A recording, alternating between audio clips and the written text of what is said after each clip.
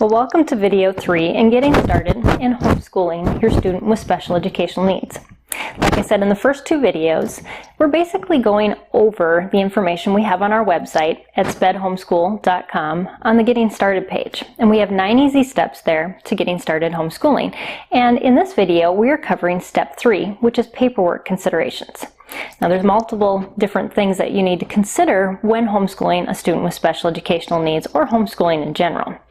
But first of all is you need to know and be aware of what paperwork you need to keep to follow your state laws.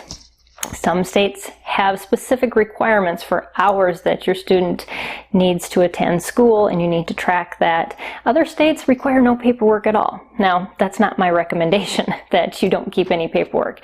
We're going to talk about a little bit more about some other things that parents who do homeschool children with special educational needs need to kind of be aware of and track, even though their state doesn't require it. But the first thing I want to talk about is before you withdraw your student, if you're still in that place.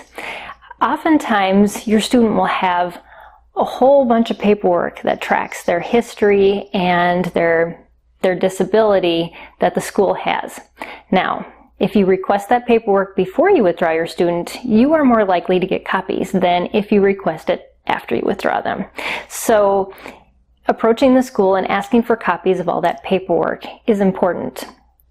And you may never need it, but if you do, you will be very glad that it's in your file, because 5, 10, 15 years down the road, your student may be requesting services that require some sort of diagnoses or history of them needing those services, and that paperwork may be what you need to do that. Now, another thing to consider is keeping track of 3 main goals for your student during the year and how you're going to assess them. Make them measurable goals, just like an IEP at the school would have done, but a way to track progress for your student. What often happens for a student with special educational needs is you use a variety of different curriculums to help your student learn to read, learn to cover certain math facts. And you can't just say, well, we completed this curriculum, they got this grade on it, and they passed. Well, that's, for a typical student, how paperwork tracking is done a lot of times. But for a student with special educational needs, having those goals will actually help you track progress. It'll help you see that you're actually accomplishing something and that your student is actually learning. And the last thing we recommend as far as paperwork considerations is actually creating an IEP for your student.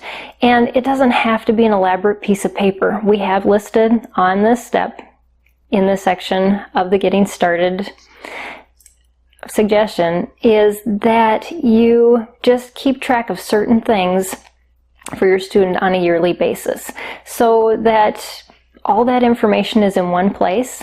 You create history for your student, and you, like I said, as far as, the withdrawal paperwork, it helps you to be able to create a record of what your student has needed throughout their schooling years. So if you do request services in taking ACT or SAT, you can show that your student has needed those accommodations and modifications for a long period of time. It's just not a shot in the dark request, well, my student needs this and I can't show you why, but here's what he needs. So being able to have that history is very important. And so those are the types of things that you need to consider as far as paperwork goes when homeschooling a student with special educational needs.